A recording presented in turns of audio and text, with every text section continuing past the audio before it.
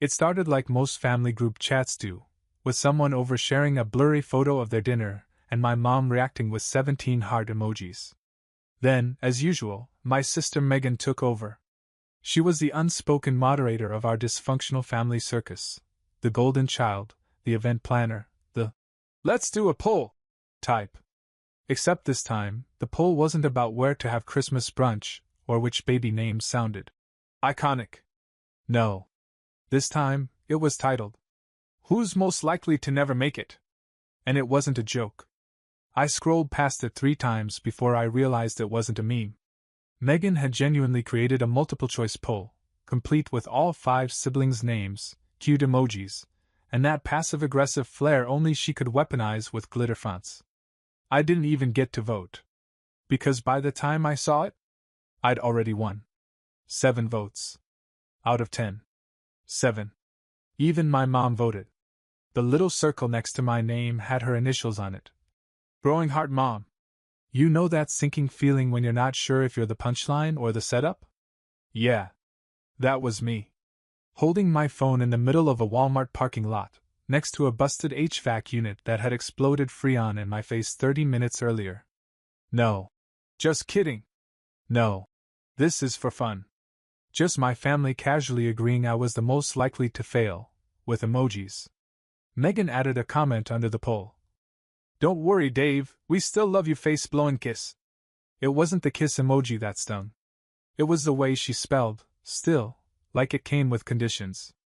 I didn't reply. Didn't argue. Didn't rant. I just quietly left the group chat. Tapped. Leave conversation. Got the little pop-up that said, "You'll no longer receive messages from this group." Good. Because apparently, I'd been receiving the wrong ones for years. Growing up, I always knew Megan saw herself as the lead role. We were the small-town version of sibling sitcom chaos. She was the polished, well-dressed future lawyer. I was the kid who came home with grease on his jeans and a half-finished carburetor diagram in his backpack.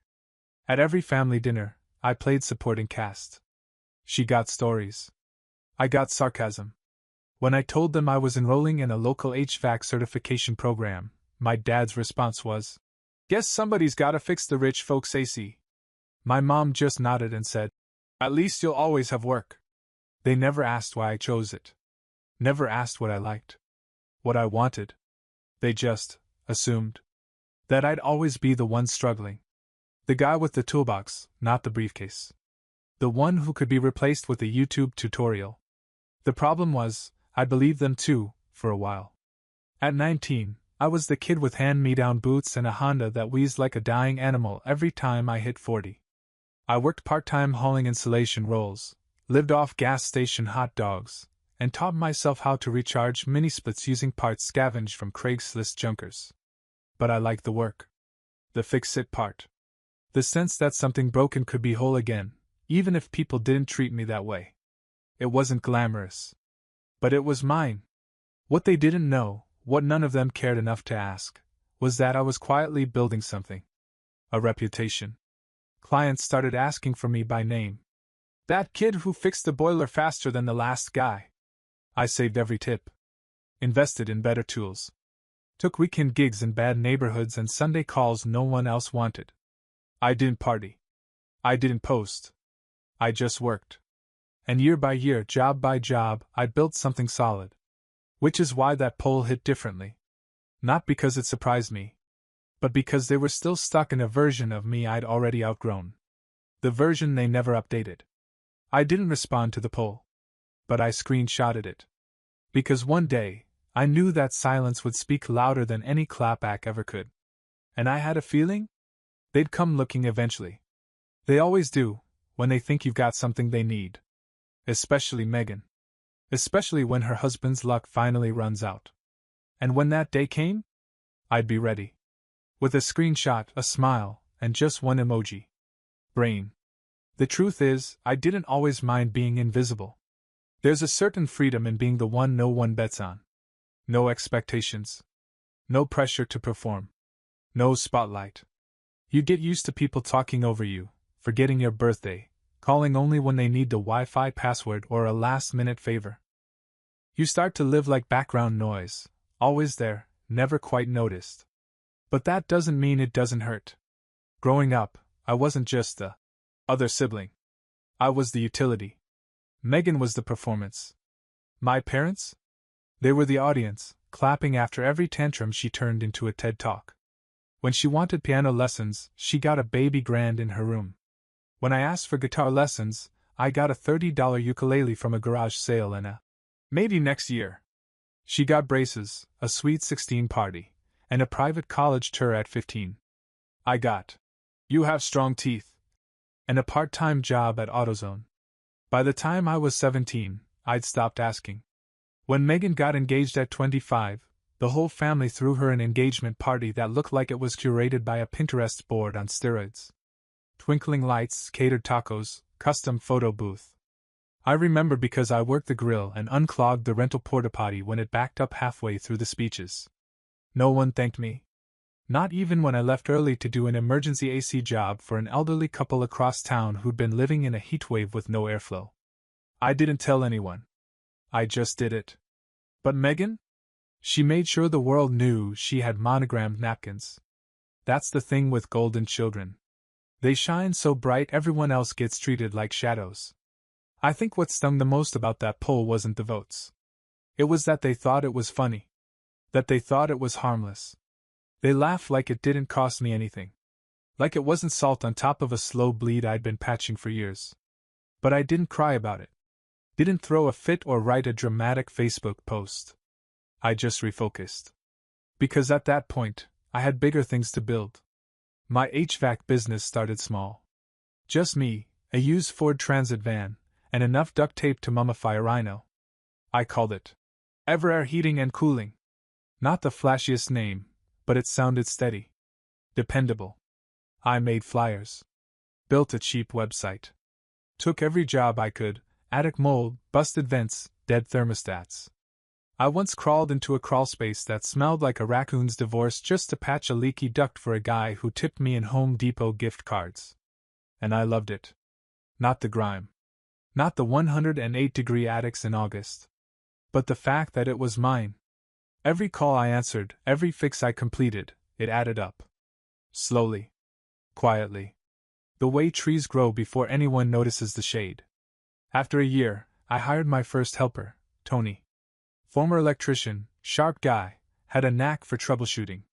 We fixed an entire church's AC system over a single weekend and got paid in donuts, guilt, and an actual check. By the third year, we had 4 vans and a real office space, if you could call a refurbished storage unit an office. Still, it had our logo on the door, a coffee machine, and more customers than we could handle. No one in my family knew. Because I didn't tell them. Not because I wanted to hide. But because they'd never asked.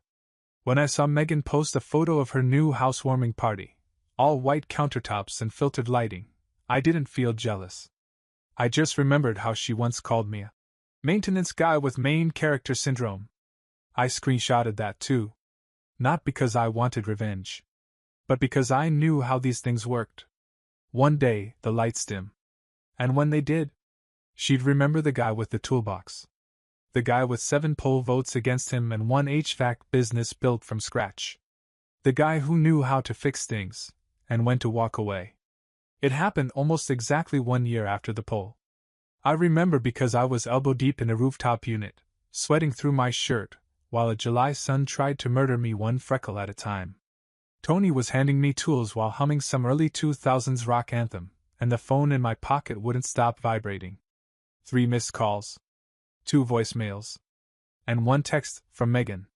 The first in over 12 months. Hey! Quick question, does Everair have any job openings? Asking for Andrew. Andrew. Her husband. The walking Instagram husband.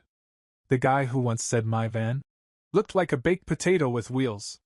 The man who wore loafers to a barbecue and called HVAC work blue-collar cosplay. That Andrew. I blinked at the message for a full 10 seconds.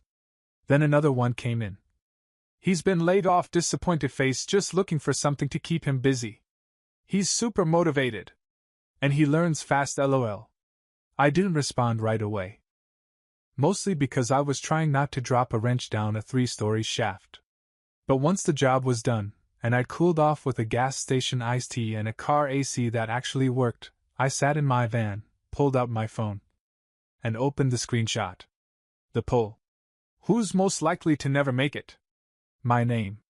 7 votes. I cropped it. Highlighted her vote. Added a laughing emoji. Brain. And sent it back. No words. Just that. I put the phone down, turned on the radio, and drove off with the kind of peace you only get from years of being underestimated and one perfect moment of poetic justice. The thing is, Megan had always been allergic to humility. She grew up with every door already cracked open for her. Our parents made sure of that. When she got a B+ in chemistry, they blamed the teacher. When she crashed her first car, they bought her a better one.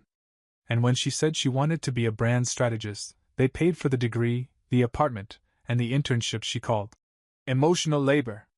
Andrew was just a logical accessory, tall, good hair, vaguely finance adjacent. They had a couple's Instagram with matching mugs and a tagline that said, "Manifesting luxury and cozy Sundays." I never imagined I'd hear from either of them again. But layoffs have a way of humbling even the best mug curators. I told Tony about the text later that day while we were cleaning out the van. He laughed so hard he dropped a socket wrench. "No way," he said, wiping his eyes. "Megan? Asking for a job? For Andrew?" "Yep," I said. "Wants him to stay busy." "Busy," he repeated. "Man, I've got a list of duct cleanings from hell that'll keep him real busy." We joked about putting him on crawlspace duty, letting him wrestle with mildew and raccoons. But we both knew the truth. He wouldn't last a week. Still, I wasn't angry. Not really. It was more like amusement, laced with a hint of poetic balance. Like life finally turned the thermostat to karma. Later that night, I got another message. "I get that you're still mad. But this could really help us out. Just an entry-level role. Something simple. He doesn't mind starting at the bottom." Starting at the bottom. Like I hadn't built that bottom one coil, one crawl space, one burned-out compressor at a time. I didn't respond. But I opened Instagram. And sure enough, there, Cozy Sundays, account was on hiatus. No latte art. No. Grateful for this life. Posts. Just a blurry story of Megan in her car, talking to the camera about growth seasons and learning through challenges. I clicked out. Tossed my phone on the couch. And made dinner in silence, thinking about how the world flips. A year ago, I was the family's cautionary tale. Now, I was the fallback plan. Funny how that works. A week passed before I got another message. This time, it wasn't from Megan. It was from Mom. "Sweetheart, Megan told me what happened. She's really upset. Can we all please be adults and come together for a solution?" A solution. To what? The natural consequences of a poll they all voted in. I stared at her message, thumb hovering over the keyboard. I didn't reply. Not because I was angry, but because I knew how this story went. First comes the request. Then comes the guilt. And if that doesn't work, cue the speech about forgiveness being a family value. Sure enough, 2 days later, a family dinner invitation popped up in my inbox. Invite, naturally. Sent by Megan. Subject line: "Let's reconnect, Red Heart." Attached was a pastel-toned digital invite with a stock photo of a roast chicken and a paragraph that read, "Let's take this opportunity to move forward as a family. We've all made mistakes. Let's break bread, not hearts." Break bread? She once told me my microwave ramen smelled like failure. I didn't RSVP. But I did call Tony. "Wanna grab burgers Friday night?" He was in before I finished the sentence. So while my family sat around the table pretending to laugh through thin tension and overcooked chicken, I was across town eating garlic fries with grease on my hoodie and not a single ounce of regret. And the best part? We picked the diner with the busted HVAC unit that I'd fixed last month. The manager comped our meal. Said, "This guy saved our 4th of July weekend. AC died, and he had it running by morning. You're good people, Dave." Tony raised a fry. "To the guy who didn't make it." We both laughed. Loud. The kind of laugh that feels earned. Monday morning, Megan called. I let it ring. She texted immediately after. This is silly. We're still family. Don't you think you've made your point? I thought about replying. Not yet. But instead, I just sent a thumbs up. She replied with the classic. You always take things so personally. Right. Like the poll wasn't literally a contest of who's most likely to fail. But sure, let's gaslight the guy with the wrench and a memory like steel. It wasn't just Megan, though. I started getting random pings from extended family. Uncle Larry messaged, saying he always believed in me, which was hilarious, considering he once asked if I needed help applying for food stamps at a family reunion. And Karen commented on one of my HVAC promo posts. So proud of you, sweetie. The same woman who used to tell people I was finding myself. Apparently I found myself, and they found a reason to act like I mattered. Funny what owning a business does to your last name. 2 weeks later, I got one more message from Megan. Okay. Look. We're in a bind. Andrew's unemployment ran out. We've got a mortgage, and the kids need school supplies. You have a successful business now. Can you please help? I read it 3 times. Not because I didn't understand it, but because I couldn't believe how short their memory was. No. I'm sorry for that poll. No. We underestimated you. Just a plea. A reminder that they still saw me as the emergency exit. The guy you laugh at until you need a job. And that's when I finally replied. Sure. Send me his resume. But first, wanna vote in another poll? Attached, the screenshot. Again. Brain. I didn't expect Andrew to actually send a resume. But 3 days later there it was, sitting in my inbox with the subject line. Application, Andrew J. McClellan. PDF format. Professional headshot. A 3-page document filled with vague phrases like strategic vision execution, people-forward mindset. And my personal favorite. Adept at cross-platform synergy. Bro. You sold novelty whiskey stones on Instagram and got laid off from a startup that made smart coasters. There was a section for skills that listed branding architecture, delegation fluency, team spirit. Not one mention of HVAC tools or even basic labor. It was like he Googled corporate speak and copy-pasted everything into a resume-shaped hallucination. I forwarded it to Tony. He called me 14 seconds later, wheezing. Bro, he said. You gotta frame this. Hang it in the van. I laughed. But I couldn't lie, a part of me was impressed. Not with the resume. With the audacity. Because for years I was the punchline. Now I was HR. Megan followed up. Did you get his resume? He's excited. He's open to learning. Honestly, he's so humbled by this experience. That word again. Humbled. Like they were doing me a favor by letting Andrew mop sweat in an attic. I didn't reply right away. Instead, I decided to make it official. I sent Andrew an email back. Subject, re-application. Hey Andrew. Thanks for sending this in. We appreciate your interest in Everair. As you know, we take HVAC work seriously here, not just as a business, but as a responsibility to the community. We're a small team. We work long hours in tough conditions. Our guys crawl through insulation, climb roofs in 90-degree weather, and get elbow-deep in rusted ducts at 2 a.m. This isn't busy work. It's real work. That said, if you're genuinely interested, we can offer a trial day. Details attached. No promises. Just a day on the job. Let me know. Dave. The attachment? A 1-pager titled Everair Trial Day Expectations. Arrival, 6:15 a.m. sharp. Dress code, long sleeves, boots, no pastels. Bring gloves, lunch, willingness to sweat. Tasks may include vent crawling, filter disposal, rooftop repair, and raccoon deterring. No phones during job hours. Starting rate, $16 per hour. No branding synergy required. No reply for 2 days. Then Megan messaged. Hey. That email was a little intense, don't you think? I replied. He applied. I gave him a real offer. She wrote back. You're being vindictive. I wrote. I'm being thorough. She left me on read. That Sunday, I saw Andrew at the grocery store. Alone. Hoodie. Baseball cap. Eyes locked on a bag of frozen peas like they held the secrets of the universe. He saw me, gave a little nod. I nodded back. No words exchanged. But the silence between us? Loud as hell. Monday came. No Andrew. Tuesday? Nothing. Wednesday? I got a Google review. 5 stars. From an anonymous account named M_Truth Seeker. The comment read, Great business, terrible attitude. Some people let a wrench turn into an ego.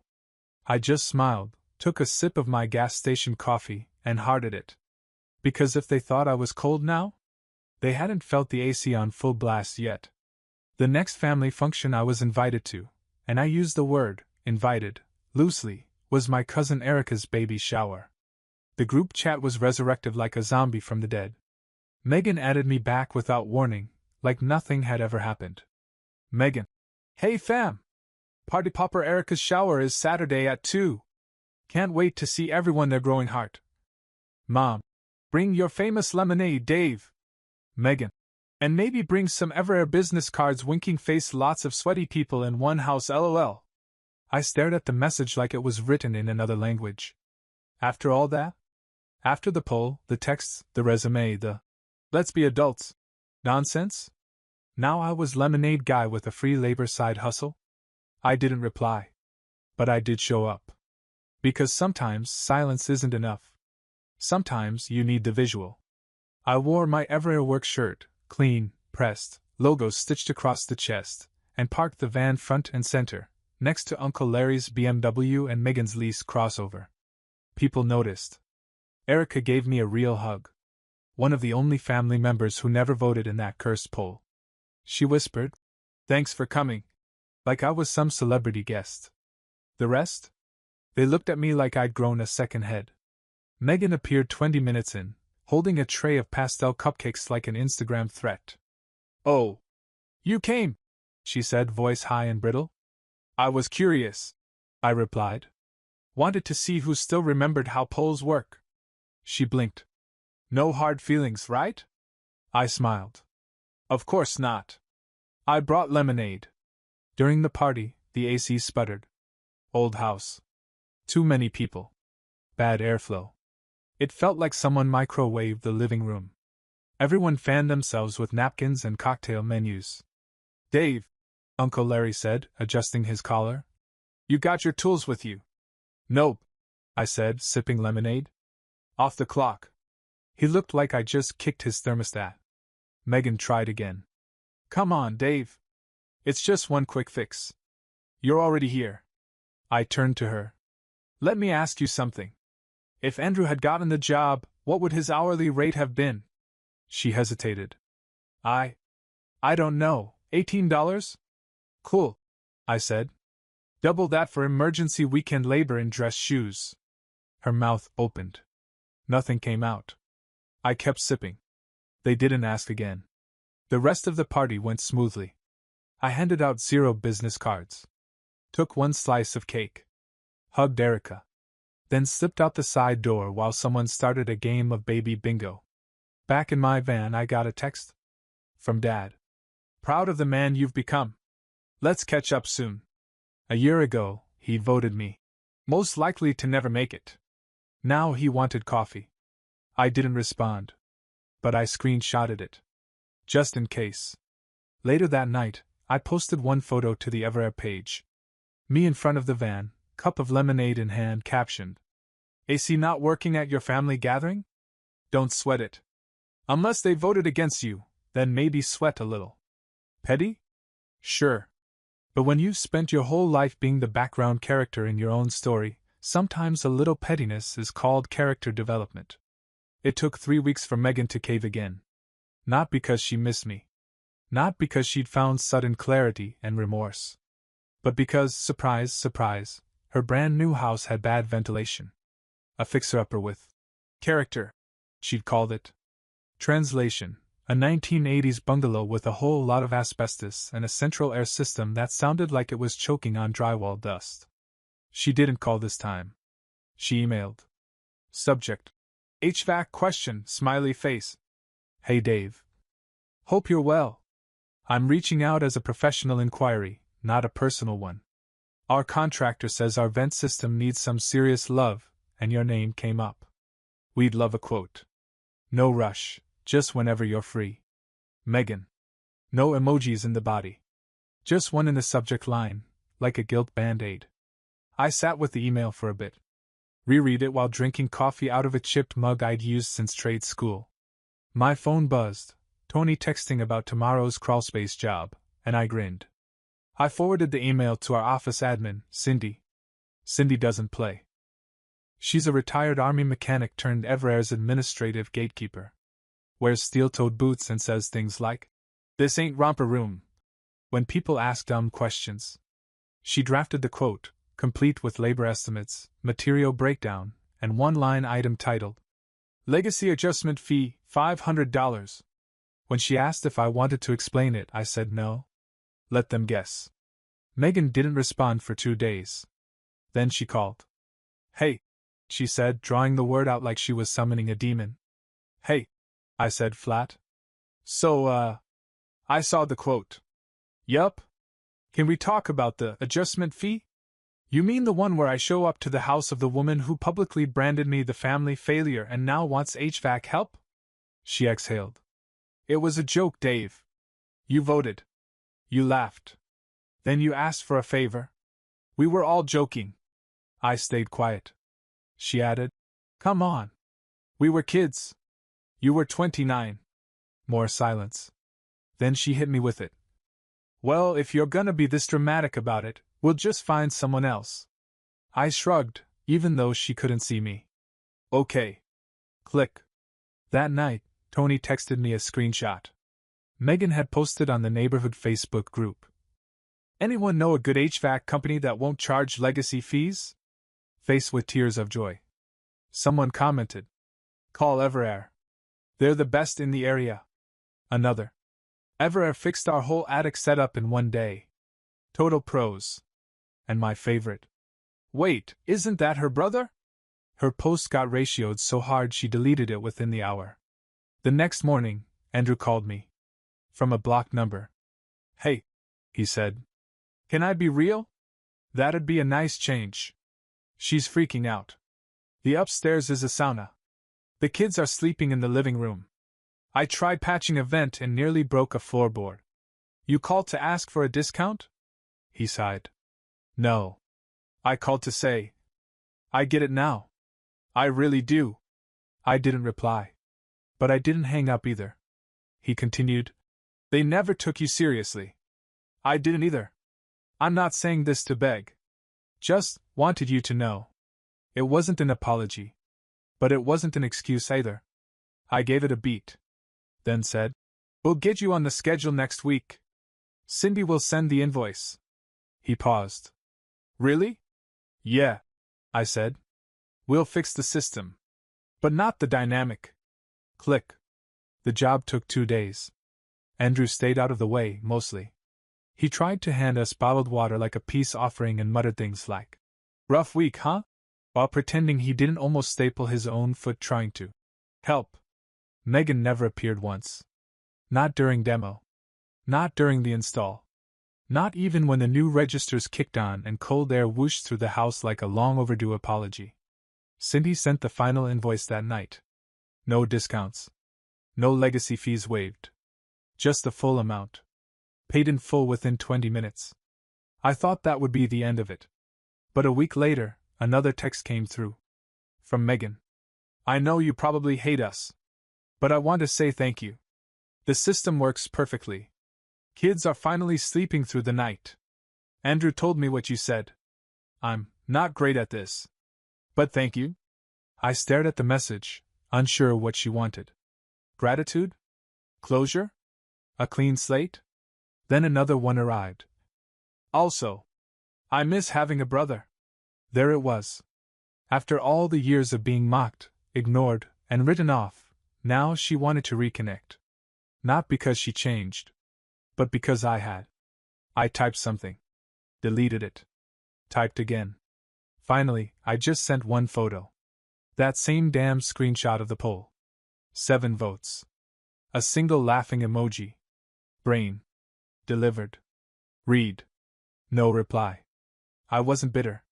I didn't throw a party or post a revenge TikTok. I didn't start a blog called From Two Belt to Triumph. I just kept working. Kept building. Kept living a life I didn't have to prove anymore. A few months later, Everair was voted Small Business of the Year in our county. They gave me a plaque. Tony made us matching jackets with the logo embroidered on the sleeve and, most likely to make it, stitched across the back. I wore mine to Thanksgiving. Megan didn't come. But my mom pulled me aside after dinner and whispered, "We didn't realize how wrong we were." I didn't argue. Didn't say, "I told you so." I just nodded and went back to carving the turkey. That winter, I launched a scholarship. $5,000 for kids who wanted to go into trades, plumbing, HVAC, electrical, you name it. We called it the Underdog Fund. And on the application there was one question. Have you ever been underestimated? Tell us about it. The answers? Man, some of them hit hard. But they reminded me that my story wasn't rare. A lot of people get laughed at before they get listened to. They just need a chance. The group chat still exists. I don't post in it. Haven't in a year. But I left the notifications on, just for one reason. So that every once in a while, when someone makes a poll or asks a dumb question or needs a last-minute handyman, they scroll up, see that screenshot, and remember who they voted for. And who made it anyway.